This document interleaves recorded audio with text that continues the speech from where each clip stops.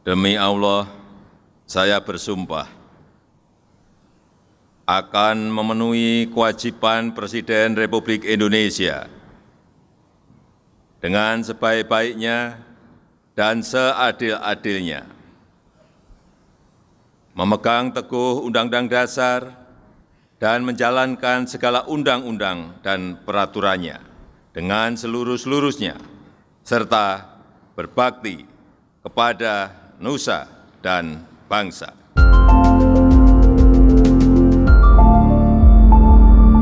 Halo, selamat sore pendengar Bravos Radio dimanapun Anda berada. Jumpa kembali bersama saya, Karna Adi Brata dan Bapak Batara Tagalung. Kali ini kita akan berbincang kembali mengenai Pesta Demokrasi Jurdil 2024 yang sebentar lagi kita akan lalui bersama.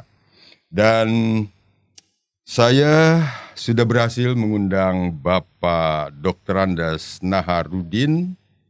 Beliau adalah mantan anggota aktivis lingkungan hidup dari Majene. Dan kita akan berbincang lewat Zoom. Nanti kita akan perkenalkan kepada pendengar Bravos di sana. Saya jumpai dulu Bapak Batara Tagalung. Pak Batara Tagalung, selamat sore. Kita ketemu lagi dan berbincang mengenai Pesta Demokrasi Jurdil 2024. Dan di sana di Sulawesi Barat di Majene, saya sudah juga bertatapan sekarang dengan Bapak Dr. Andes Naharudin. Selamat sore Pak Naharudin. Selamat sore Kak Karna, selamat sore Pak Batara. Selamat sore. Gimana Pak suasana di Majene saat ini menjelang kita akan melakukan atau melaksanakan pesta demokrasi pada saat tanggal 14 nanti? Ya, ini memang menyedihkan memang Pak, kondisi yang ada sekarang ini, hiruk-pikuk politik yang ada di Indonesia ini, khususnya saya koreksi sedikit kan, karena saat ini saya berdomisili di Mamuju, ibu kota provinsi Sulawesi Barat. Ya, suasana di sini ya biasalah Pak, menjelang pemilu itu hiruk-pikuk ya, di mana-mana pelanggaran ada, ya. Entah panitia pelaksana atau penyelenggara pemilu maupun juga pemerintah. Ya, di semua jenjang, hampir semua semua jenjang itu melakukan kecurangan gitu Pak. Itu gimana tidak curang-curang sampai ke bawah, kan? Top leadernya juga begitu. Ya, Pak Batara, ternyata bukan hanya di Jakarta banyak sedikit kericuan. Kalau di Jakarta kan penurunan baliho dan segala macam itu menuju untuk pesta. Nah tentu kita harapkan nanti pada saat pesta demokrasi 2024 yang akan dilaksanakan 14 Februari nanti, tentunya harapan kita di sini dan tentunya juga dimanapun Anda berada di wilayah Nusantara ini, keinginan kita adalah jujur dan adil. Nah, apakah ada catatan dari Pak Batara mengenai pemilu ini ataupun kaitan apapun yang berkaitan dengan pemilu? Catatan-catatan apa saja yang Pak Batara punyai? Ya, terima kasih Kang Karna. Selamat sore juga para pemirsa pencinta Bravos Radio dimanapun berada, dan juga Pak Naharudin, sahabat lama saya, dan pertama kali berkenalan bulan Mei tahun 2012 ya Pak Nahar, ketika Pak Nahar dengan beberapa tokoh dari Sulawesi Barat bertemu saya di kantor. Jadi setelah waktu itu kami berhasil menuntut pemerintah Belanda atas pembantaian di Desa Rawagede. Ya. Nah kemudian saya diundang ke Sulawesi Barat bulan Juni tahun 2012, di mana di situ ditunjukkanlah tempat ladang pembantaian yang dilakukan oleh anak buah Westerling di Desa Galung Lombok dekat Majene, di mana pada waktu itu sekitar 700 penduduk desa termasuk perempuan, anak-anak 720 Pak. Ya, 720. 720. Hmm. Dan mengapa ini tidak ada dalam buku-buku sejarah? Ya, jadi seolah-olah betul-betul tidak ada kekejaman tentara Belanda, Westerling, dan dia meninggal dengan tenang. Nah, inilah mungkin sedikit latar belakang bagaimana saya berkenalan dengan Bapak Naharudin. Pada waktu itu beliau sebelumnya adalah anggota DPRD Sulawesi Barat ya. Ya. Sulawesi Barat. Ya, jadi itulah perkenalan saya dengan Pak Nahar yang sekarang menjelang 12 tahun. Baik, jadi mengenai catatan yang dinamakan Pesta Demokrasi. Ini memang impian sejak tahun 1955. Karena yang dinamakan Pesta Demokrasi yang saya alami itu walaupun pada waktu itu saya baru berusia 11 tahun, itu nggak ada gonjang-ganjing, nggak ada intimidasi, tak ada ribut-ribut, ya, nggak ada. Ya waktu itu memang belum model baliho segala macam, belum ada ya telepon pun jarang, yang tidak semua punya telepon, apalagi handphone. Nah jadi boleh dikatakan betul-betul itu semua informasi tidak terlalu banyak di media, tapi lebih banyak dari mulut ke mulut informasinya. Nah, jadi kalau kesan mengenai pesta demokrasi yang saya alami itulah satu-satunya yang dinamakan pesta.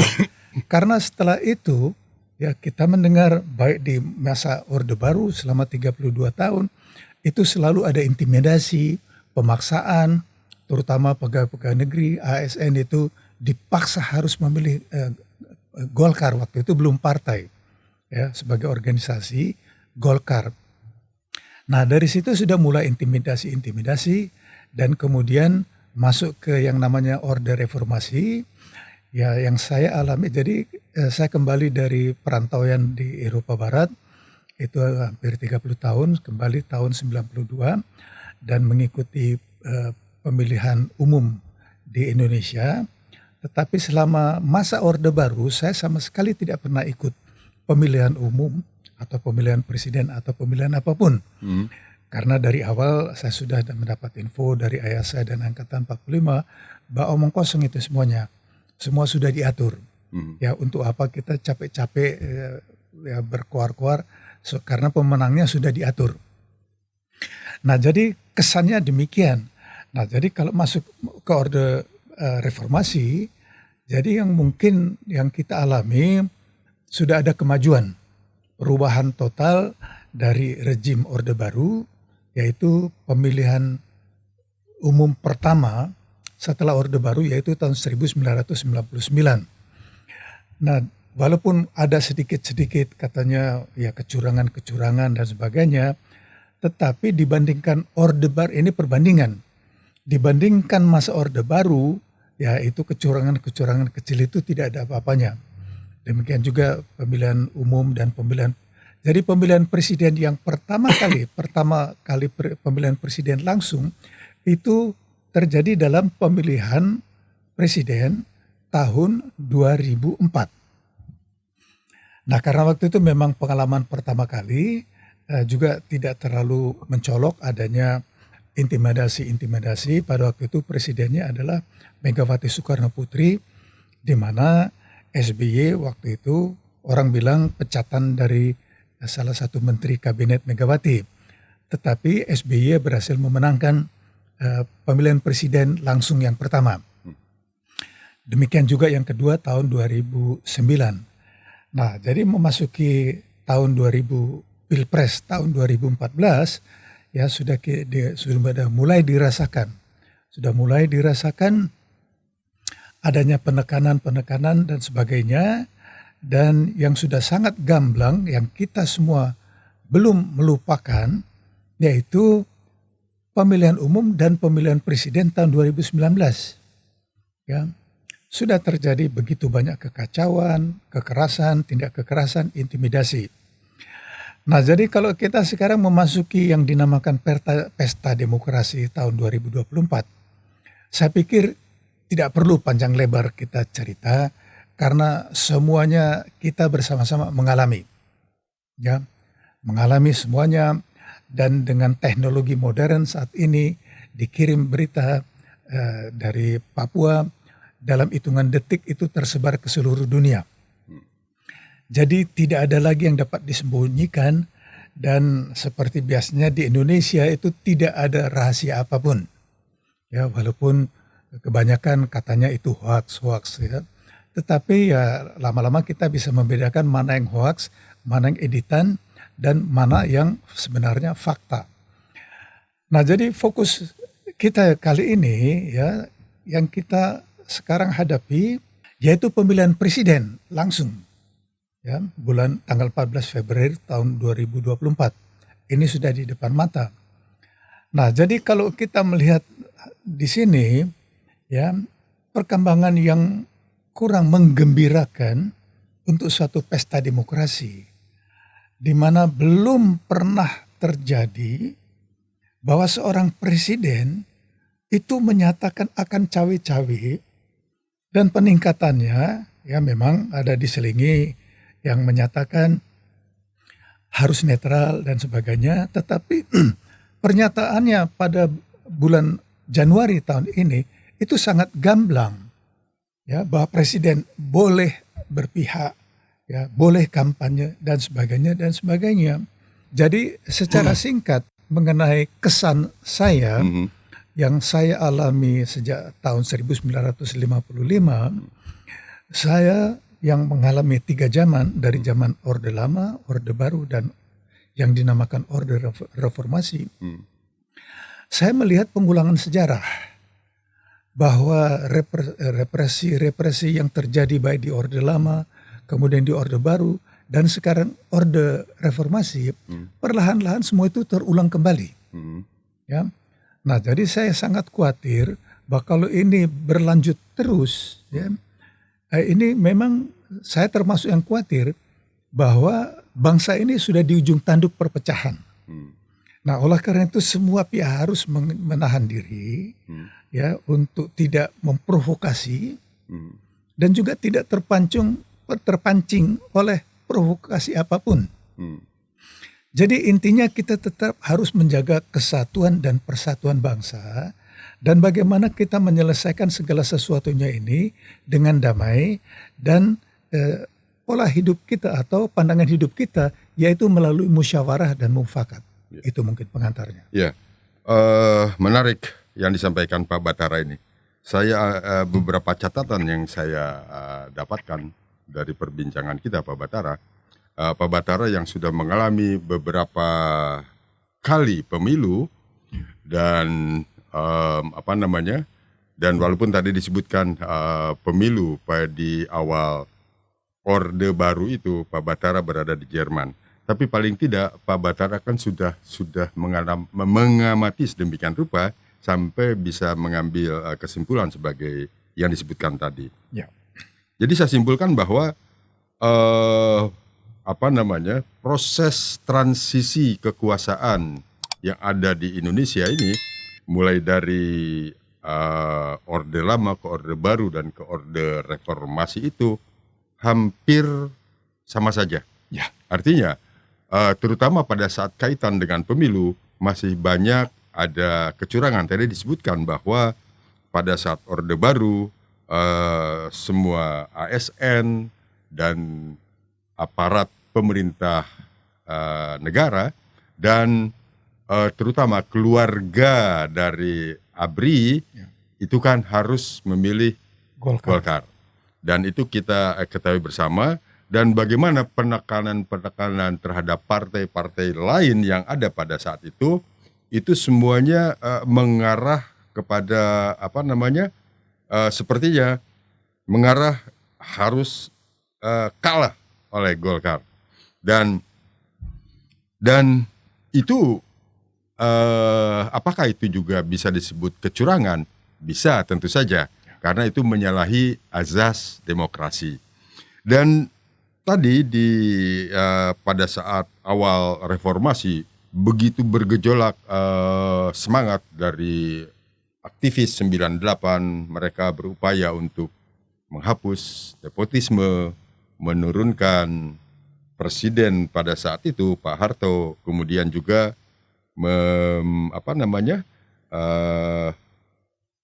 ada 3 kalau nggak salah tuntutan pada saat itu. Ya. Satu KKN, masa jabatan presiden. Iya, membatasi masa jabatan presiden. Pada saat itu rakyat begitu bergembira, begitu antusias dengan semangat reformasi ini. Tapi pada kenyataannya setelah berjalan hampir berapa? Sudah 26 tahun. 26 tahun. Nah, Pak Batara tadi menyimpulkan tidak ada perbedaan karena nepotisme masih ada, korupsi hancur-hancuran. Korupsi masih ada, kemudian kolusi juga masih kelihatan, kemudian juga ada sedikit, kalau dulu pada saat zaman Orde Baru, pemaksaan langsung, ya. Aparat negara harus memilih Golkar.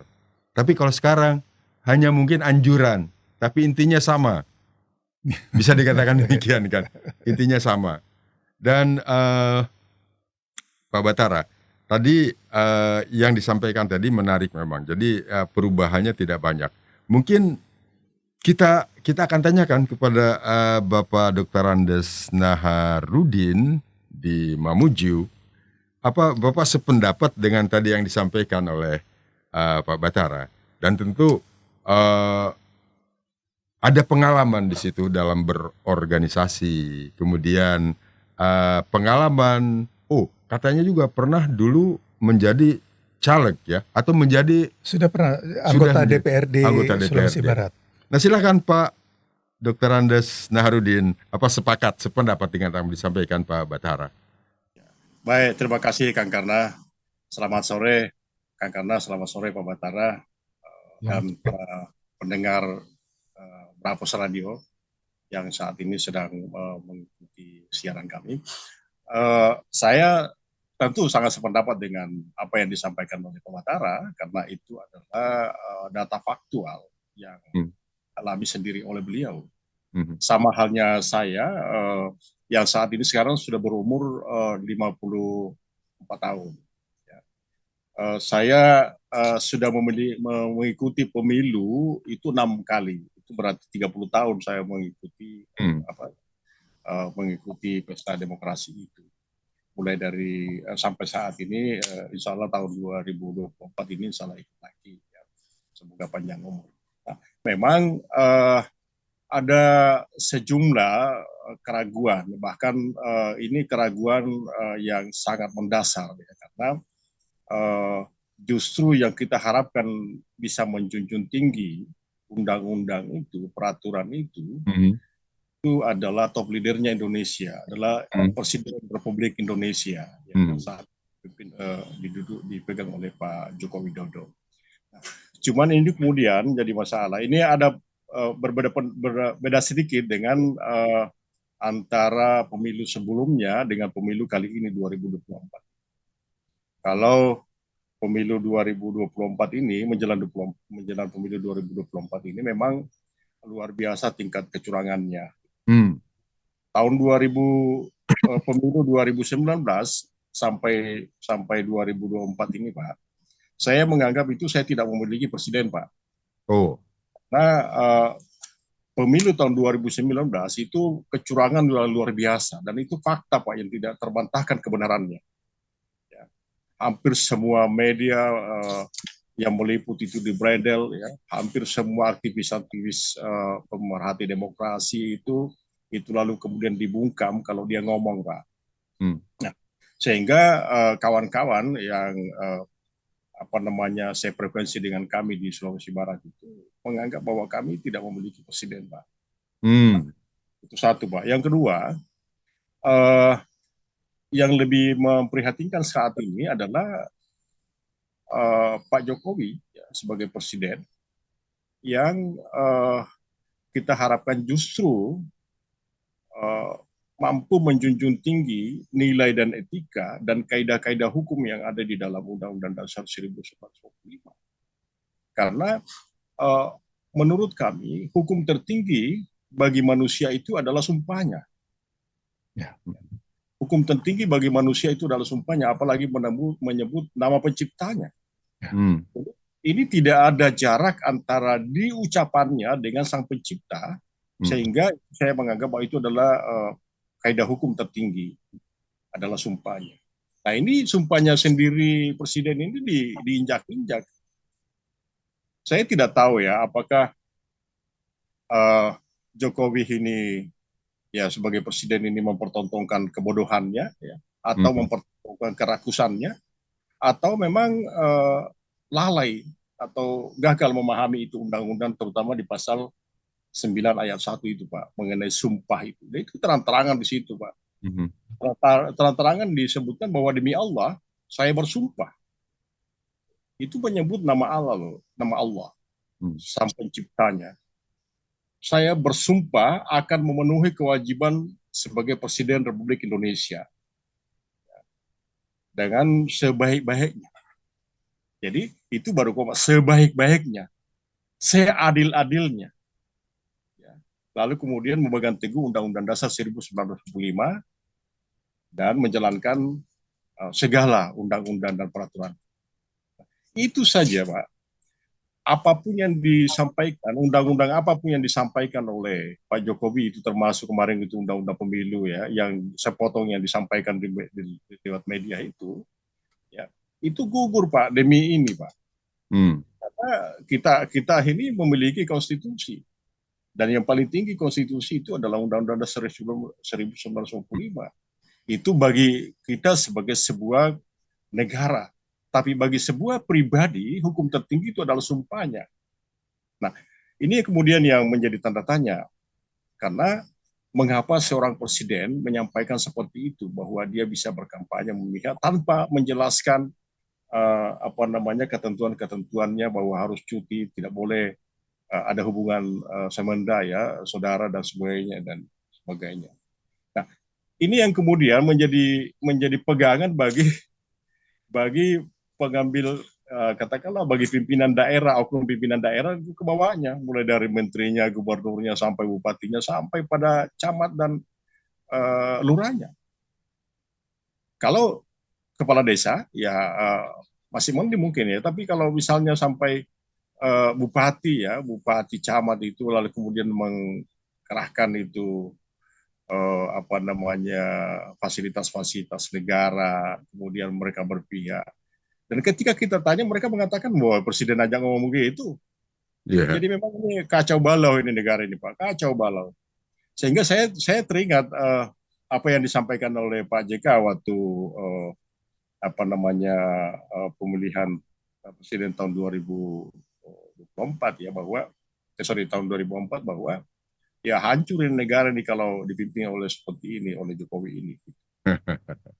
Tapi akhirnya kemudian Pak JK ya selama 5 tahun itu berdampingan dengan Pak Jokowi ya, sehingga sampai tahun 2019 itu ya, 2019 itu di mana Pak JK itu sudah dimisionaris, itu masih aman-aman aja. Tapi setelah Pak JK tidak lagi bersama dengan Pak Jokowi, 2019 itu lepas, makin gila.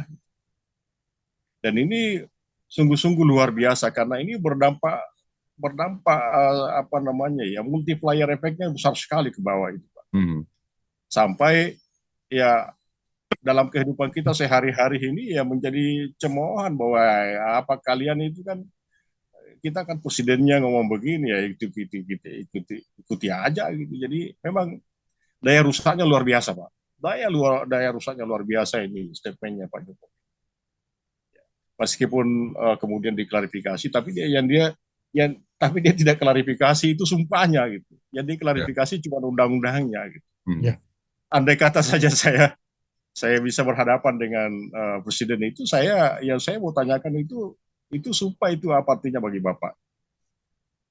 Apakah itu hanya sekedar lip service saja, atau hanya sekedar catatan-catatan kecil saja pada saat mengambil pada saat mau dilantik sebagai presiden, dan itu ada Al-Quran, ada kitab suci di atas kepalanya.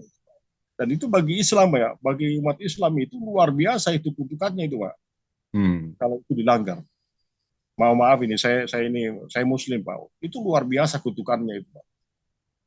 Makanya saya tidak tahu ini seperti apa nanti ini Jokowi ini mulai dari sekarang ini ya, atau mulai dari kemarin itu mengucapkan seperti itu ya. yang seolah-olah, bukan seolah-olah, yang mengingkari itu sumpahnya, sampai ke depan itu seperti apa nanti nasibnya, wallahu alam ya. Kita serahkan kepada yang kuasa aja. Yang jelas bahwa yang kami pahami bahwa ya sumpah itu adalah hukum tertinggi bagi seorang pribadi terhadap dirinya. Ini yang kemudian nah ini satu masalah Pak, ada satu masalah terutama kita di daerah ini karena kacau balaunya pelaksanaan pemilihan ini karena ada pemantiknya Pak. Jadi mereka selalu menunjuk ya presiden aja ngomong gitu. Ketika kita menyampaikan kan udah undang-undang ya presiden aja ngomong gitu, ngapain kita pusing gitu. Daya rusaknya luar biasa Pak. Nah ini yang kemudian perlu kita sampaikan kepada teman-teman bagaimana caranya melaksanakan pemilu jurdil ini. Sebenarnya pemilu jurdil ini cuma enak di telinga Pak, enaknya di telinga aja gitu. Tapi dalam pandangan itu Pak, itu tidak enak Pak. Jadi itu bumi dan langit. Di satu sisi memang enak di telinga, jujur dan adil itu pemilu, tapi pada saat kita dipertontonkan dengan sebuah fakta yang tidak terbantahkan kebenarannya, itu sedih Pak rasanya, sedih sekali. Apalagi seperti Kang Karna yang dengan Pak Batara yang hampir seluruh hidupnya itu adalah merah putih, ini pasti pusing itu Pak melihat keadaan seperti ini gitu. Itu sementara Pak dari saya setuju Pak Batara tadi sampaikan bahwa memang ada kecenderungan memang ke balik ke orde baru gitu Pak. Cuma memang ya ini ya mohon maaf ini kalau saya sebutkan bahwa ini rejim ini sangat biadab ini Pak, biadab. Dan saya bisa bertanggungjawabkan ini Pak ketika misalnya berhadapan dengan berhadapan dengan siapa saja tentang kecurangan yang dilakukan oleh penyelenggara negara itu.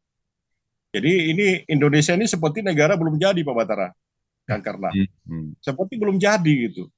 Selalu cari ya misalnya calon presiden wakil presiden minimal umurnya 40.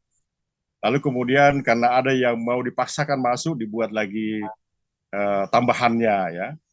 Sehingga seolah-olah ini negara ini belum jadi.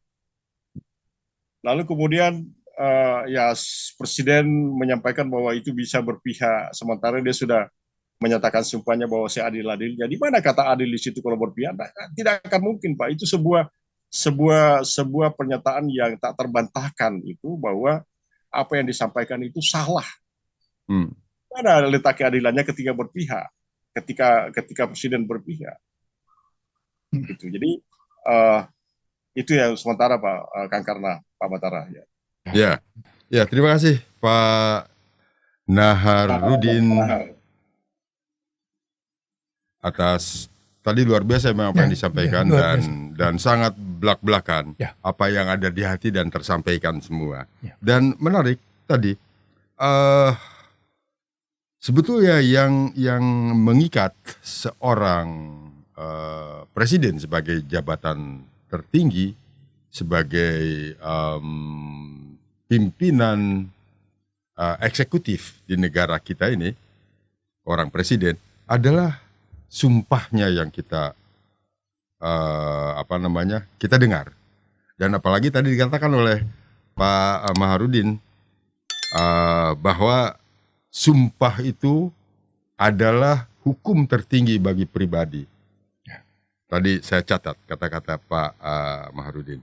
Dan satu lagi, seorang presiden itu harus juga mampu menjunjung tinggi apa tadi sampaikan, kedaulatan negara, Undang-Undang Dasar 45. Mungkin Pak Batara bisa menyampaikan tadi sudah sedikit disampaikan oleh Pak Maharudin, ya bahwa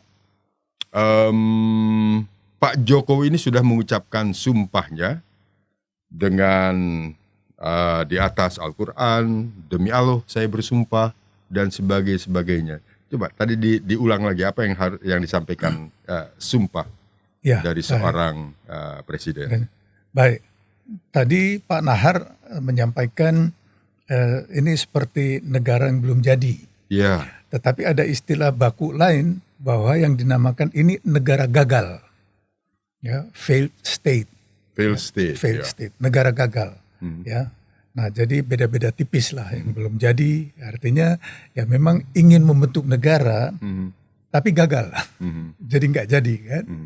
Nah, karena boleh dikatakan ya kalau sang pemimpin sendiri yang sudah melanggar sumpahnya demi yang tadi disebutkan oleh Pak Nahar, ya, yang sudah atas nama yang maha kuasa, maha pencipta, ya, lebih tinggi dari itu nggak ada lagi kan. Dan yang diucapkan itu ada dalam Undang-Undang Dasar. Bahwa kalimat itu ya bukan diformulasikan ganti setiap ganti presiden, formulasinya diganti. Ya, Tidak. maksudnya formulasi itu sudah ada Iya, di sudah Undang-Undang ada. Dasar. Betul. Jadi bukan bukan oleh diadakan KPU, bukan pada oleh- saat ya. selebrasi pengangkatan Ya. presiden. Bukan oleh KPU, bukan oleh siapa-siapa, ya, tetapi sudah dicantumkan dalam Undang-Undang Dasar Negara Republik Indonesia. Nah, jadi tadi kalau Pak Nahar membacakan pasal 9 ayat 1, saya akan membacakan pasal 7A. Bahwa ya ditulis di sini presiden dan atau wakil presiden dapat diberhentikan dalam masa jabatannya oleh Majelis Permusyawaratan Rakyat atas usul Dewan Perwakilan Rakyat, baik apabila terbukti telah melakukan pelanggaran hukum berupa pengkhianatan terhadap negara, korupsi, penyuapan, tindak pidana berat lainnya, atau perbuatan tercela, maupun apabila terbukti tidak lagi memenuhi syarat sebagai presiden dan atau wakil presiden. Nah, jadi yang dilanggar oleh Joko Widodo pada waktu menyampaikan sumpah jabatan sebagai presiden, ya, itu melanggar Undang-Undang Dasar 45. Oke. Karena formulasi kalimat itu ada. Coba diucapkan lagi formulasinya, Pak. Ya, jadi formulasi yang diucapkan oleh Joko Widodo tanggal 20 Oktober tahun 2019. Bukan, maksudnya tadi yang tersirat tadi, yang ada 3 tadi. Oh iya. Perbuatan tercela, Ya. itu yang ketiga. Betul. Jadi pelanggarannya apabila terbukti telah melakukan pelanggaran hukum. Dan dalam hal ini adalah hukum tertinggi di negeri ini yaitu Undang-Undang Dasar. Oke. Pelanggaran. Karena kalimat tersebut tertera dalam Undang-Undang Dasar yang disahkan bulan Agustus tahun 2002. Jadi diucapkan yang sudah tertera dalam Undang-Undang Dasar, ya. Kalimatnya ini yang mau saya ulangi yang tadi dibacakan oleh Pak Nahar, ya. Demi Allah, saya bersumpah akan memenuhi kewajiban Presiden Republik Indonesia dengan sebaik-baiknya dan ya, seadil-adilnya. Ya. Adil artinya dalam formulasi yang lain adalah netral di dalam segala hal. Apabila ada kontestasi yang mengikut sertakan 2 atau lebih kontestan, maka dengan memegang pada sumpahnya yang tertera dalam Undang-Undang Dasar, bahwa dia harus adil kepada semua kontestan. Nah, jadi kalimatnya yang diucapkan beberapa waktu yang lalu, yang menyatakan bahwa presiden boleh berpihak, boleh kampanye, dan sebagainya. Coba teliti lagi semua undang-undang, hukum, dan peraturan. Peraturan KPU, putusan Mahkamah Konstitusi yang sehubungan dengan bahwa presiden, ASN dan sebagainya boleh ikut kampanye, tapi ada catatan, beberapa catatan, dan kita di sini sudah Ya, artinya sudah cukup banyaklah beredar di media sosial dan sebagainya. Dan kan sudah kita lihat sendiri berbagai pihak sudah mencari celah bagaimana untuk memakzulkan Presiden Joko Widodo, Mhm. ya, mencari segala macam. Nah, jadi kalau menurut pendapat saya bahwa ini sudah jelas tertera di sini bahwa Presiden Joko Widodo telah melanggar hukum, Mhm. melanggar sumpahnya yang tertera dalam Undang-Undang Dasar. Mhm. Ya, jadi coba di sini pakar-pakar hukum tata negara coba meneliti lagi, Mhm. ya, apakah sudah memenuhi unsur Mhm. bahwa Presiden Joko Widodo telah melanggar sumpahnya Mhm. yang merupakan kalimat yang disusun dalam Undang-Undang Dasar Republik Indonesia. Mhm. Jadi mungkin itu dari sudut pandang saya. Ya, ya. Masalah pemakzulan memang sudah banyak dibicarakan dan terakhir itu malah di salah satu televisi swasta yang kita tonton pada saat itu eh, sudah sepakat mengatakan seperti apa yang disampaikan Pak Batara. Tapi yang anehnya memang sudah kelihatan apa saja yang akan diperkarakan kepada Bapak Presiden kita ini. Tapi kok tidak tidak ada satupun yang mau mengajukan. Ya, Kira-kira betul. kira-kira masalah apa tuh, Pak Pak Marudin? Dan Ya, kita kenal nih, sudah Atra tadi mengatakan, Pak Batara disampaikan tadi, dan para pakar-pakar hukum pun sudah banyak bicara mengenai itu. Dan itu sudah lama terjadi. Ya. Ya, mulai dari MK, dan itu sudah terlihat Atra. Tapi kok tidak ada satupun dalam tanda petik keberanian untuk mengajukan. Sebetulnya kan tidak ada salahnya kalau untuk mengajukan. Karena dasarnya kan ada. Kira-kira apa tuh Pak Marudin? ya, jadi ini Pak, memang di satu sisi anatomi hukum ya Hmm. atas kesalahan Jokowi ini sudah sangat jelas Pak. Hmm. Mulai dari paling ujungnya sampai ke bawah itu sudah sangat jelas dan lengkap. Hmm. Itu eh, apa namanya itu setidaknya itu pandangan dari ahli tata negara. Ya. Cuma persoalannya kemudian siapa dan kepada siapa kita ini atau mereka itu mau mengadu itu. Jadi ini semacam gambaran frustasi sebagai warga negara Pak. Hmm. Coba bayangkan Pak, kira-kira kita mau ngadu kemana Pak? Wah, polisi-polisinya, tentara-tentaranya, jaksa-jaksanya, hakim-hakimnya, Hmm. MK-MK-nya. Ya. Jadi apa namanya seolah-olah ya sudahlah kondisinya kayak gitu aja. Kita tinggal nunggu perubahan ini di tahun 2024 ini Pak, di Februari. Jadi Hmm. itu yang kemudian menjadi saya memahami itu sebagai sebuah frustasian bagi apa namanya pakar hukum tata negara sehingga eh, tidak ada yang berani secara gamblang ya maupun secara politis itu menyaksikan pemaksulan Pak Jokowi. Dan memang ya kecuali misalnya seperti Pak Egy Sujana CS ya mengenai ijazah palsunya. Tapi khusus untuk pemaksulan ini Pak memang agak dari sisi politisnya memang dilema karena ketika misalnya yang mengusulkan pemaksulan itu tidak memenuhi quorum, ya maksudnya tidak memenuhi ketentuan di undang-undang, tidak memenuhi ketentuan bahwa 2/3 yang harus setuju Hmm.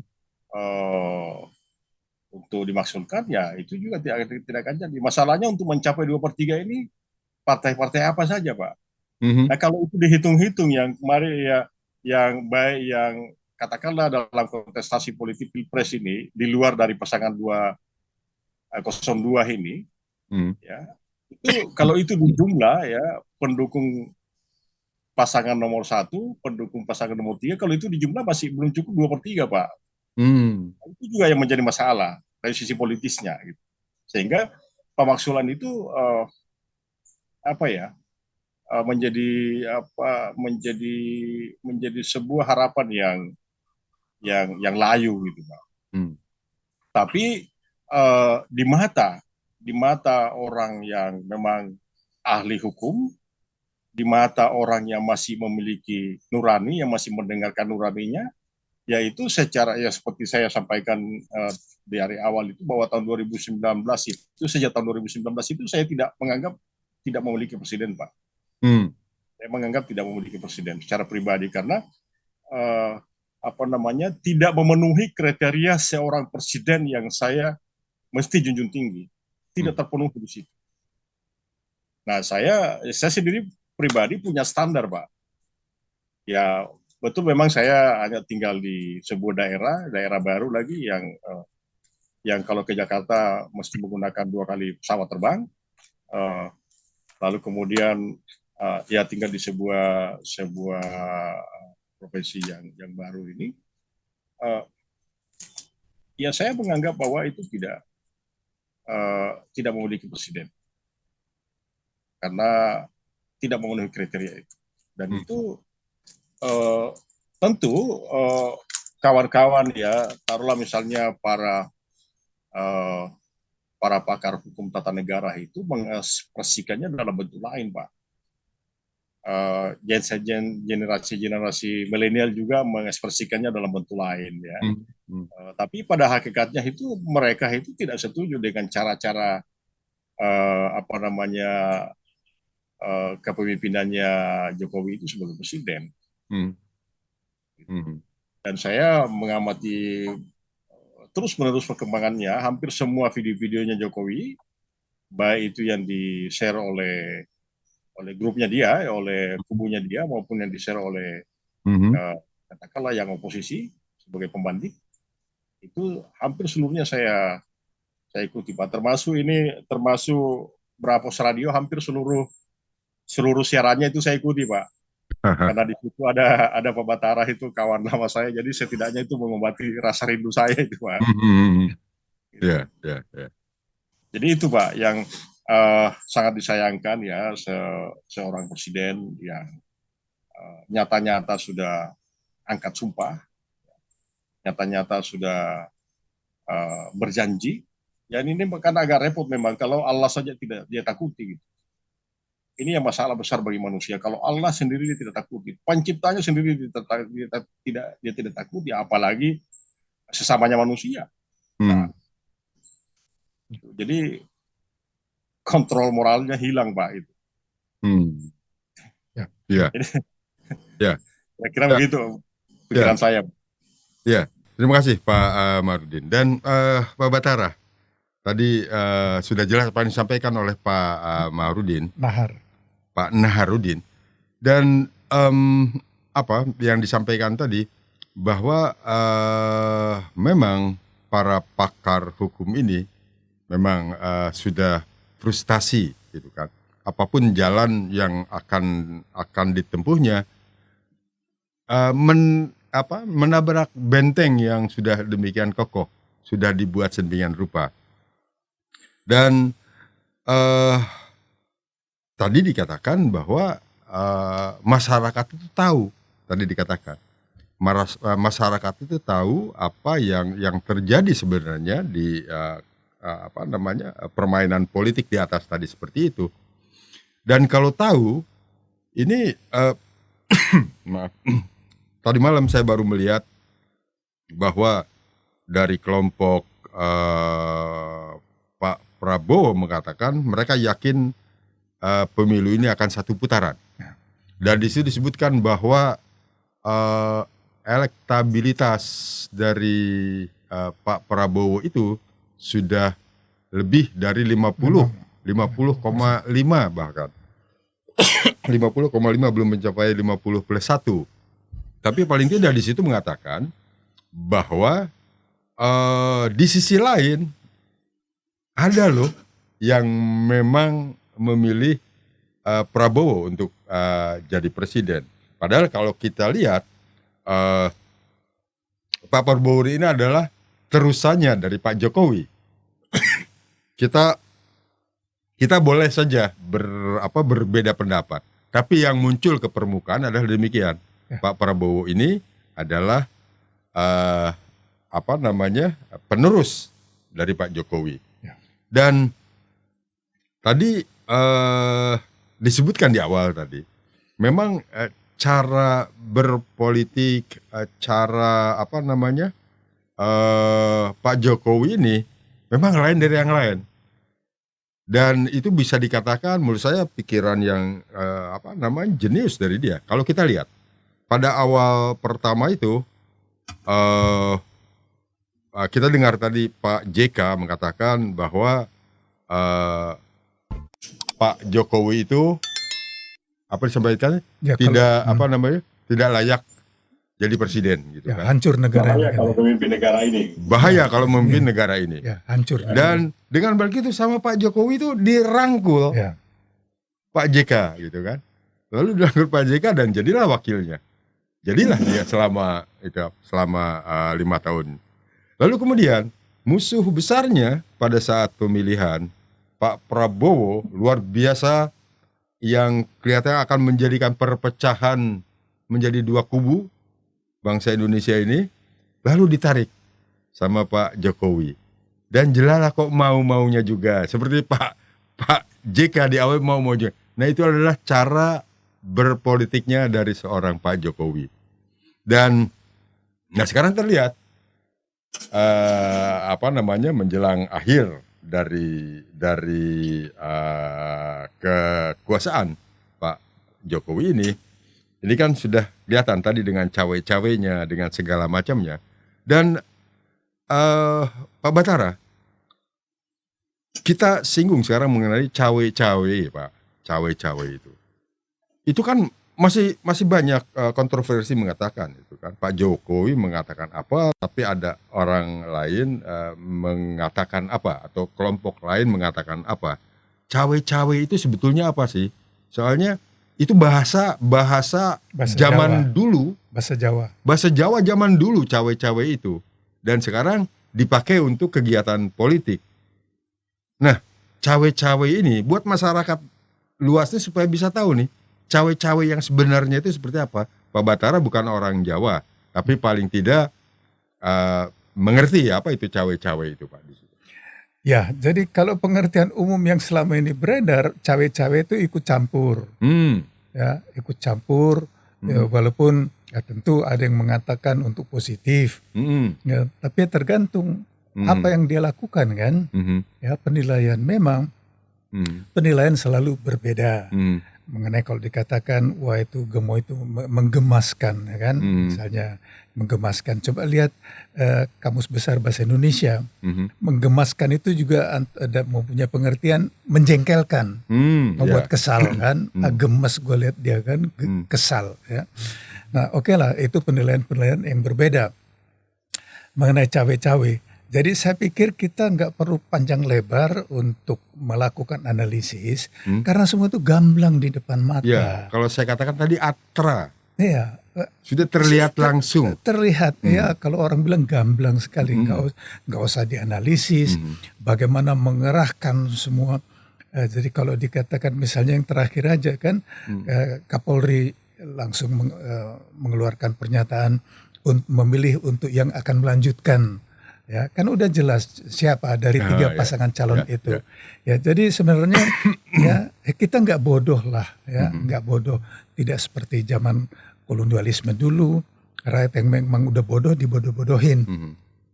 Tetapi yang di sini yang saya lihat juga yang sangat mengecewakan dari segala zaman, sudah dari zaman Orde Lama itu sudah dikenal istilah-istilah yang tidak pernah hilang, yang dinamakan prostitusi intelektual. Ya, sudah lama itu selalu di segala zaman ada. Ya, jadi kalau dilihat tadi disampaikan profesor-profesor, guru besar, pakar-pakar hukum. Ya. Mereka sampai dapat gelar profesor, ya, guru besar. Guru besar kan, ya. Itu melalui berbagai jenjang yang teoritis, punya pengalaman segudang. Tetapi kalau dikatakan ini pakar-pakar hukum, guru-guru besar, ya, kan sudah banyak sekali dari mulai persoalan yang inilah yang selalu diramaikan mengenai putusan Mahkamah Konstitusi. Ya, nah kita lihat di situ misalnya Jimli Asyidiki, ketua Majelis Kehormatan Ya. Mahkamah Konstitusi, Mhm. ya, Profesor Yusril dan sebagainya sudah melihat bahwa itu cacat hukum, Mhm. ya. Kan sudah dijelaskan hukum undang-undangnya bahwa seorang hakim di Mahkamah Konstitusi Mhm. apabila perkara yang akan diputuskannya ada hubungan dia dengan salah satu yang tersangkut dalam yang dimajukan sebagai persoalan, tidak boleh ikut Mhm. Mhm. dalam sidang. Mhm.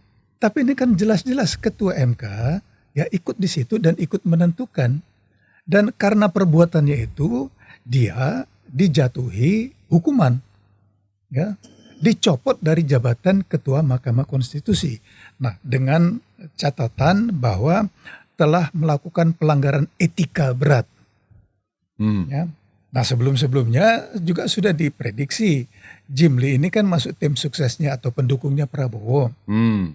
Sudah diprediksi di berbagai grup WA, sudah disampaikan, itu bohong-bohongan saja. Nah, jadi sebelum putusan itu sudah beredar di grup-grup WA, bahwa itu diprediksi putusannya bahwa Ketua MK itu salah. Mhm.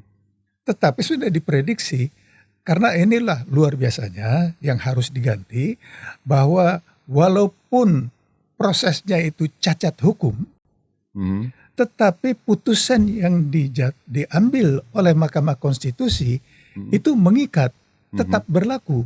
Mhm. Nah, ini kan sangat janggal. Mhm. Ya.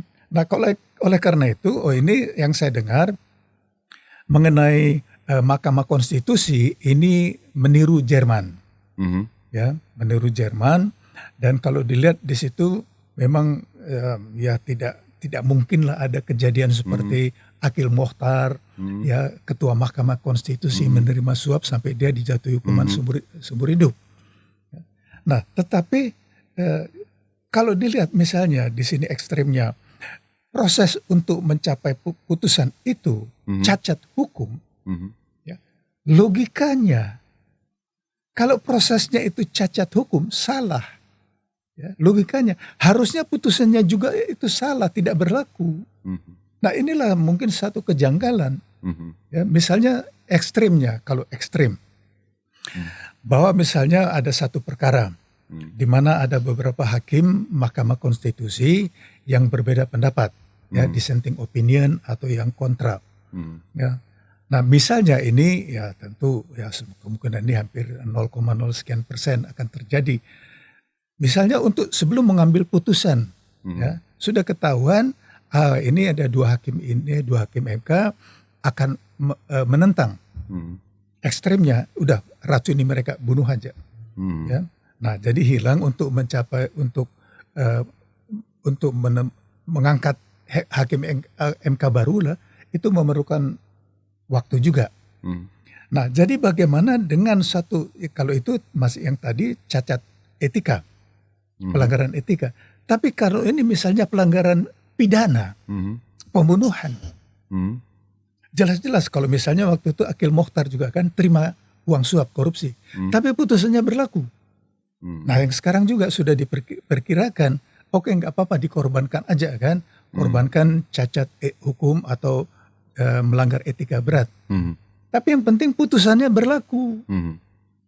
Ini kan begitu banyak, termasuk yang saya baca kalau nggak salah, termasuk Profesor Yusril mengomentari, termasuk mantan Presiden SBY mengomentari bahwa itu salah kaprah Mahkamah Konstitusi, itu bukan haknya untuk mengubah undang-undang.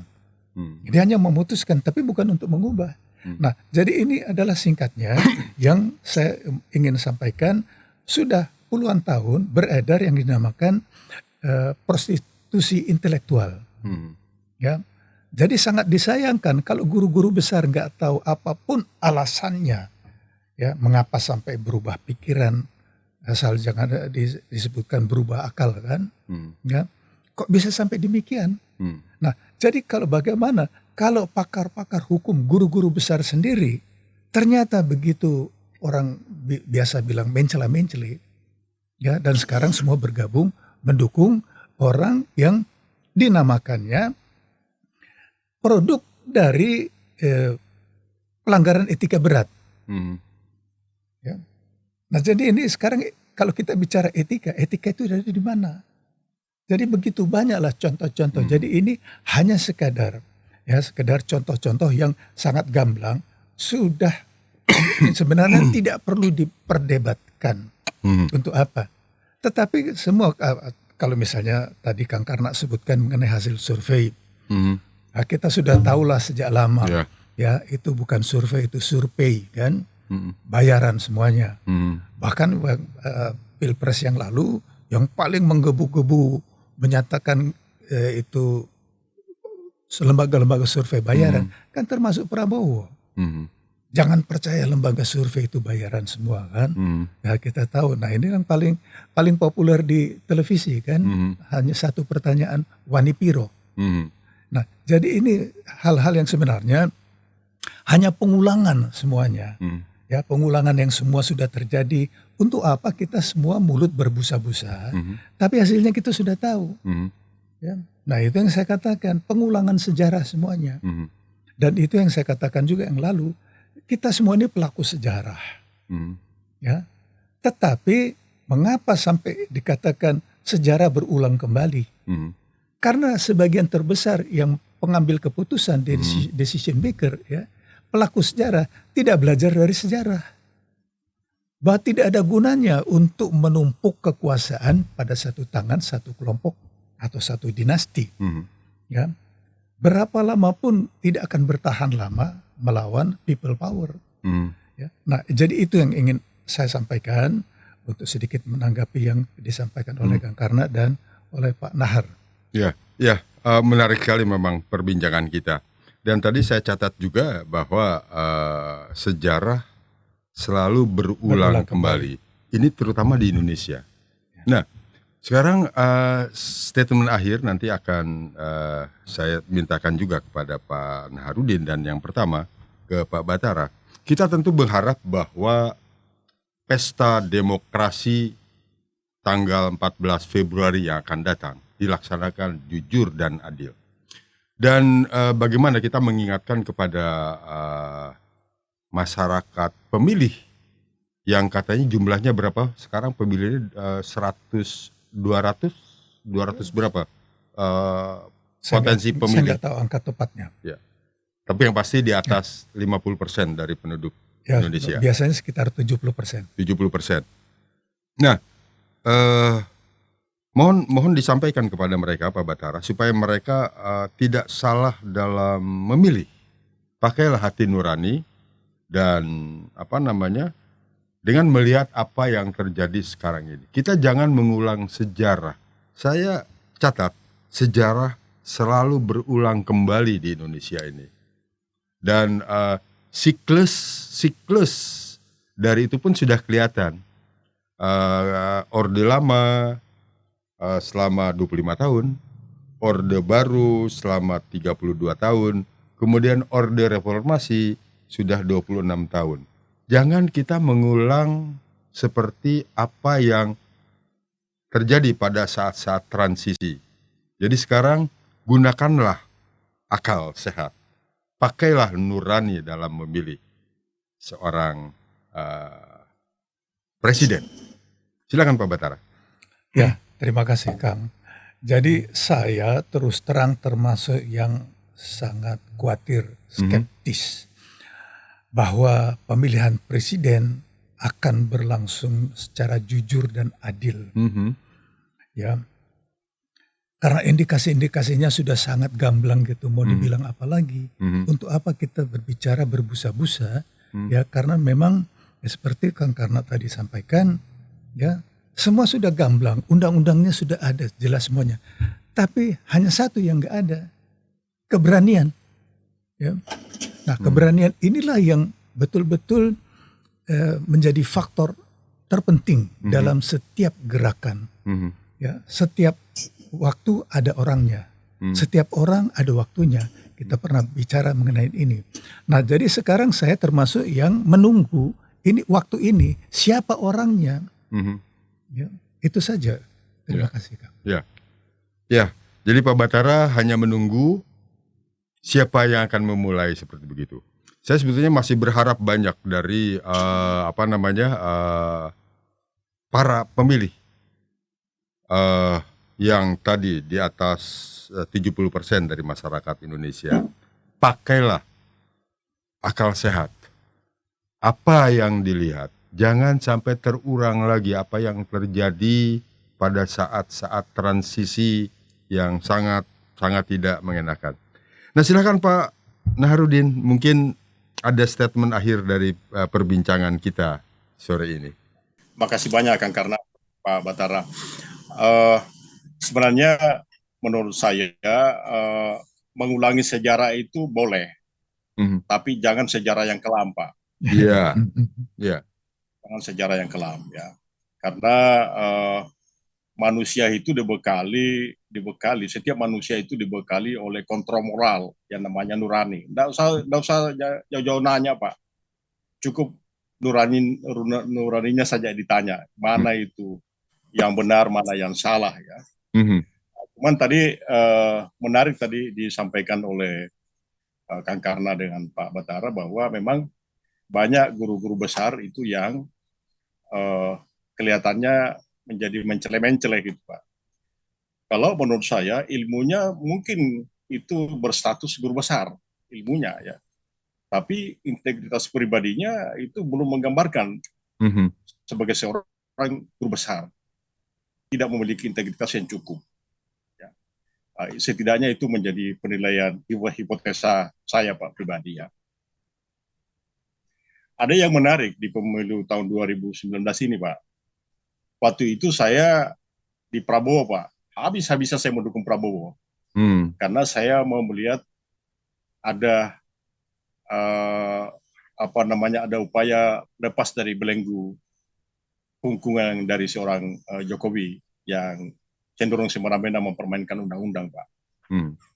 Tapi yang aneh, ya, ketika kami berdarah-darah di daerah itu memperjuangkan Pak Prabowo, tiba-tiba dia masuk dalam kabinet. Biasanya, Pak, kalau dalam perang itu, ya, anak buah yang dulu menyerah, Pak, berjenjang ke atas. Ini justru komandannya yang dulu menyerah. Ini kan ironi, Pak, ya. Sehingga untuk tahun 2024 ini, pemilu 14 Februari 2024 ini, saya betul-betul saya bersumpah untuk tidak mendukung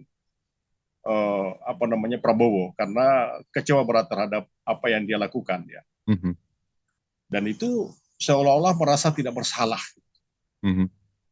Sungguh-sungguh banyak orang yang korban, sungguh-sungguh banyak orang yang memeras keringat habis-habisan, ya. Tapi dengan mudahnya dia melenggang bergabung dengan penguasa. Sama rekonsiliasi apa? Jadi seolah-olah itu diciptakan sebuah kondisi bahwa negara ini akan perang kalau dia tidak masuk kalau oposisi ini tidak masuk di pemerintahan itu. Jadi mereka sendiri yang buat mengkondisikan situasi seperti itu, lalu kemudian dia mengambil sebuah keputusan untuk bergabung gitu, seolah-olah membuat pembenaran untuk bisa bergabung dengan pemerintah. Dan itu yang saya anggap itu sebagai tindakan pengecut, Pak. Terus terang itu saya anggap sebagai tindakan pengecut. Kembali ke topik bahwa itu pemilu yang jujur dan adil itu. Sebenarnya ini sebuah cita-cita yang sangat mulia. Ibaratnya sebuah kitab sucinya pemilu itu, Pak. Tapi yang namanya kitab suci pemilu ini justru yang hafal kitab suci itu, ya, yang diberi amanah untuk menjalankan kitab suci itu justru dia menginjak-injak, Pak. Ya, justru dia menginjak-injak, diinjak-injak, dilanggar sumpahnya, ya, lalu kemudian cawe-cawenya kemana-mana, ya. Itu mempertontonkan sebuah saya malah ketawa-ketawa itu seorang presiden di pinggir jalan pergi bagi-bagi bagi-bagi kaos, bagi-bagi apa gitu, ya. Aduh, luar biasa ini. Ini negara ini jadi negara, ya, selain negara diasumsikan sebagai negara yang belum jadi, ini justru mundur, Pak. Justru mundur. Nah, saya termasuk salah seorang pelaku, ya. aktivis 98, Pak. Saya di Makassar waktu saya posisi bersama dengan kawan-kawan itu melakukan demonstrasi besar-besaran sampai di podium berorasi untuk menurunkan Soeharto. Ya. Karena kita berharap ada perubahan di situ. Tapi ya makin ke sini ya, terutama di menjelang pemilu 2024 ini itu justru makin jelek, Pak. Makin jelek. Sehingga ya namanya indeks demokrasi kita itu anjlok, seanjlok-anjloknya, Pak. Itu miris sekali. Bagaimana mungkin katakanlah pasangan nomor urut 2 ini ya, yang nyata-nyata melanggar konstitusi, ya, pelanggar HAM, melanggar konstitusi, lalu kemudian didukung oleh presiden yang melanggar sumpahnya, ya. Lalu kemudian diiyakan, anehnya lagi diiyakan oleh sejumlah guru besar, oknum tapi ya. Ada juga guru besar yang masih memiliki idealisme. Saya bukan guru besar, Pak. Saya bukan doktor, tapi setidaknya saya memiliki nurani, Pak. Saya hidup di sebuah desa terpencil, ya, sebuah kota kecil di Mamuju, Sulawesi Barat ini. Setidaknya ini menjadi catatan pribadi saya bahwa saya pernah menyerukan, ya, untuk pelaksanaan pemilu yang jujur dan adil, ya, di Bravos Radio ini yang sangat kita banggakan ini, Pak. Itu yang harapan saya, dan tentu ya kita berharap sejarah kelam itu jangan terulang lah. Peristiwa tahun 2019 itu jangan terulang kalau menurut saya. Itu sementara, Pak, dari saya, Pak. Makasih banyak, Kak, karena Pak Batara. Ya, terima kasih Pak Naharudin. Pak Batara juga saya ucapkan terima kasih. Dan saya teringat akan satu anekdot seorang, bukan anekdot, yang dia ceritakan dalam suatu forum. Dia katakan begini, orang barat. Dia katakan, pemilu di Amerika itu diumumkan hasilnya kurang lebih sesudah 2 jam hasil pencoblosan. Kemudian pemilu di satu negara di Afrika itu bisa 1 atau 2 hari diumumkan. Tapi di Indonesia, sebelum pemilu itu terjadi, sudah diumumkan apa yang siapa pemenangnya. Nah. Karena penyelenggaranya curang, Pak. Baik, terima kasih Pak Batara. Terima kasih Pak Naharudin. Perbincangan kita sangat menarik. Mudah-mudahan pendengar Bravos mendapatkan hasanah pikirannya supaya lebih dalam hal memilih nanti lebih menggunakan hati nuraninya. Kita harapkan demikian, Pak Naharudin, Pak Batara. Siap. Kita akan jumpa kembali di kesempatan yang akan datang. Terima kasih. Wassalamualaikum warahmatullahi wabarakatuh.